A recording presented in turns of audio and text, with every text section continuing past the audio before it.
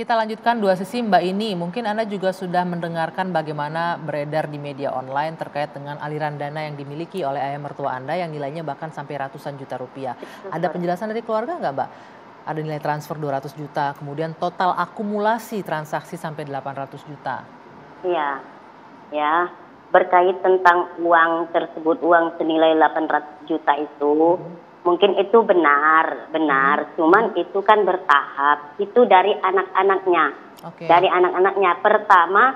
Pertama yang dulu itu ya, mereka bertiga kerjanya ke luar negeri semua. Yang satu di Korea Selatan, yang dua di Taiwan. Nah, jadi anak-anaknya itu kalau mengirimkan uang itu kepada orang tuanya. Tapi mengirimkannya itu bukan untuk hal seperti untuk dibelanjakan, seperti untuk dia sehari-hari, bukan. Itu uang itu dikirim digunakan untuk membeli sesuatu, contohnya membeli sawah, membeli kendaraan, bahkan membeli rumah. Nah, berkait tentang 800 juta itu, gajinya anaknya yang di Korea itu saja satu bulannya 30 juta. Itu dia berangkat ke Korea dari tahun 2014. Untuk anaknya yang di Taiwan 2, itu dari satu orang itu 15 juta satu bulan. Nah, 2 orang 30 juta. Dia di Taiwan selama 5 tahun.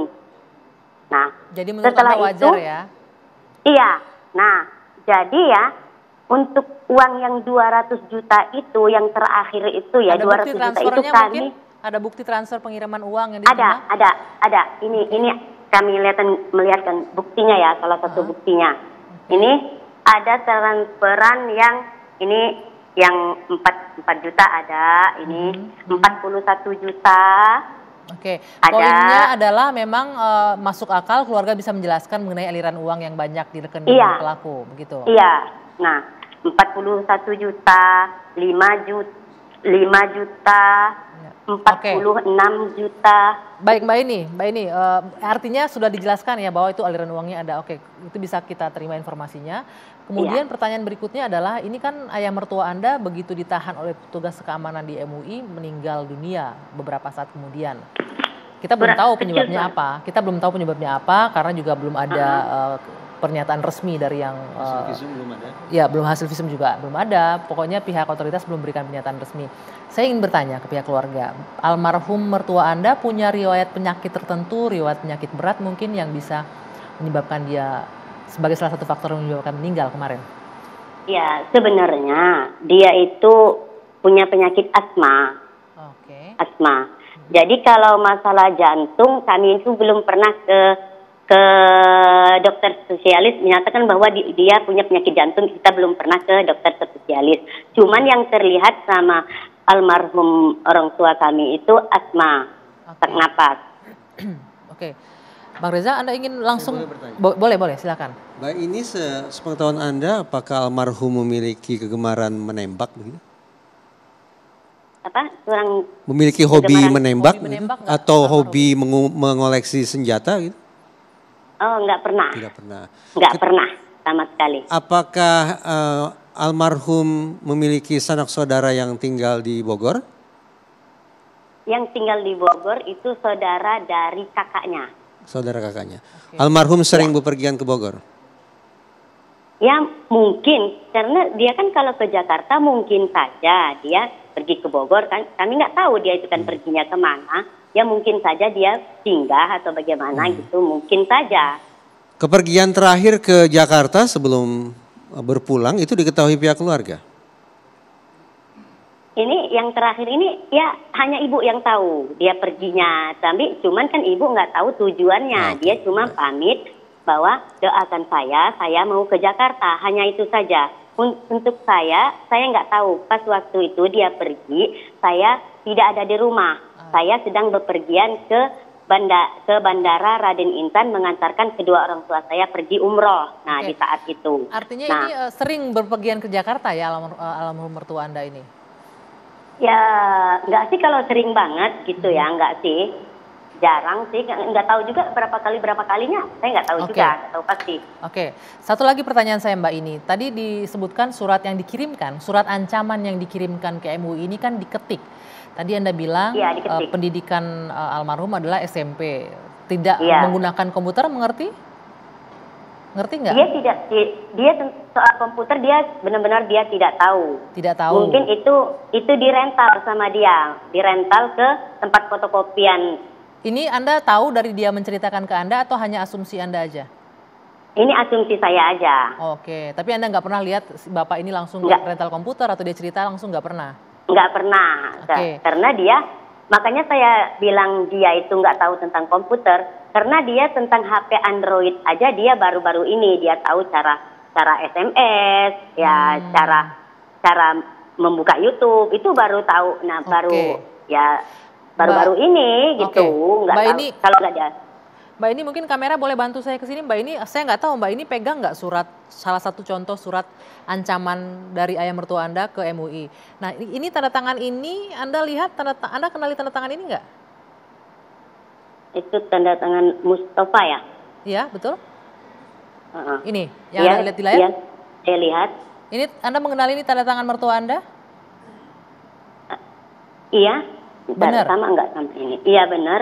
Benar berarti ya. Sama enggak sama ini? Lalu ini jadi pertanyaan saya ke Bang Reza. Terima kasih Mbak ini Bang Reza.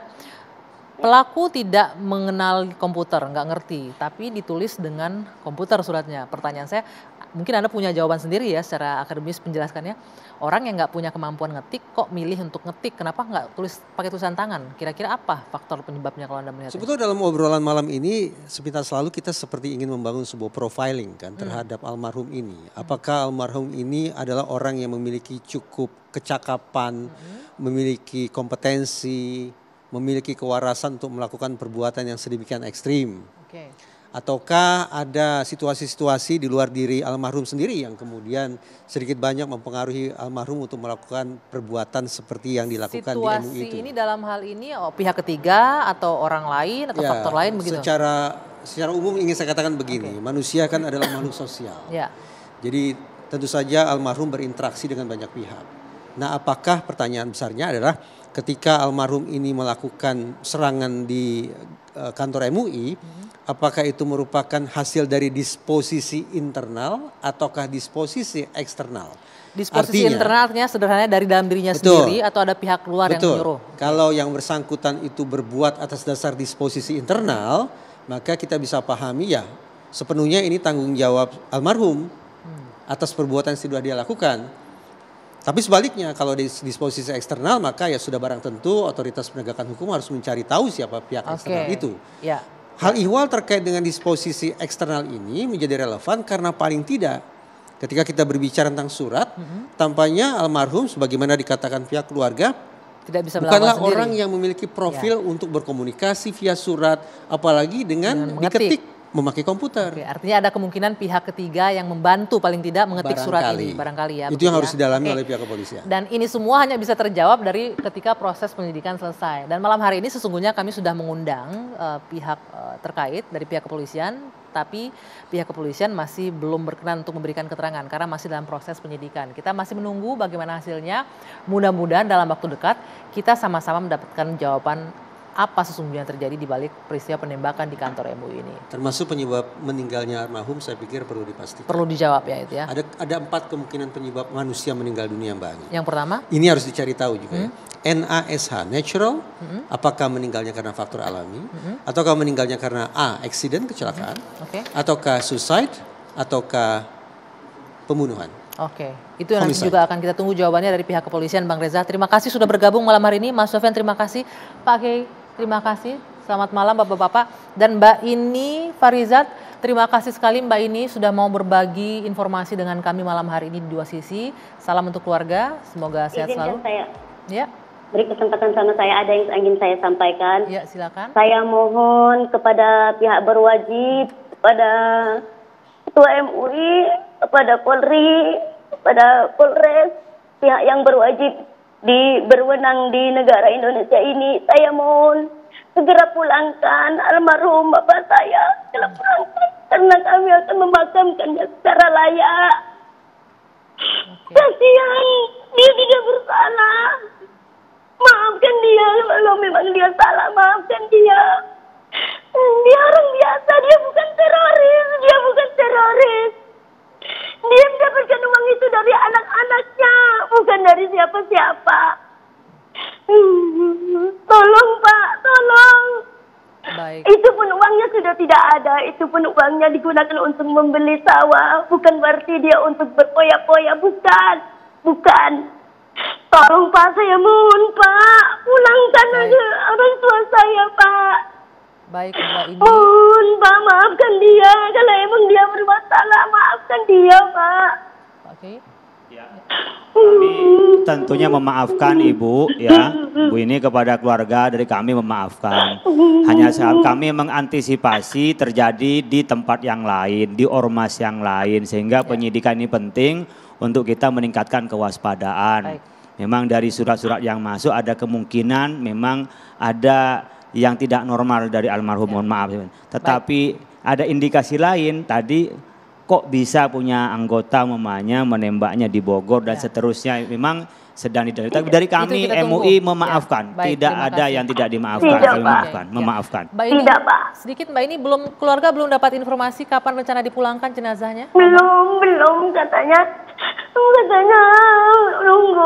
nunggu penjemputan. Itu udah kami mengutus saudara untuk menjemput. Terus beritanya tadi katanya suruh menebus administrasi rumah sakit, sedangkan kami ini dalam keadaan bermusibah. Oke, baik. Baik Mbak Ini, mudah-mudahan uang yang direket ya. itu nggak ada. Baik Uang Mbak itu Ini. dan- Ya, baik Mbak Ini, mudah-mudahan tadi apa yang menjadi keinginan keluarga bisa didengarkan oleh pihak yang berwenang ya. Ya, terima kasih sekali lagi Mbak Ini sudah bergabung. Selamat malam. Dan bisa kita jumpa lagi di Dua Sisi pekan depan. Saya Dwi Anggia, selamat malam, sampai jumpa.